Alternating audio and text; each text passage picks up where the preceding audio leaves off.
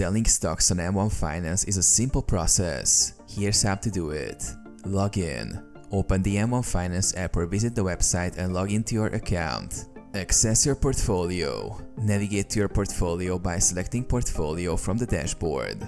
This will display all your investments. Select the stock to sell. Click on the stock or ETF you want to sell.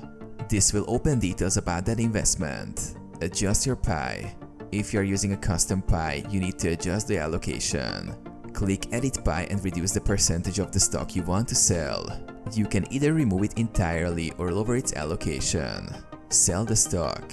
M1 Finance does not support direct sell orders like traditional brokers. Instead, you adjust the pie allocation, and M1 Finance will automatically execute the sell order during the next trading window. The proceeds will be added to your cash balance. Monitor the sale. After adjusting the pie, check your cash balance to ensure the sale was completed. You can also review the transaction history for confirmation.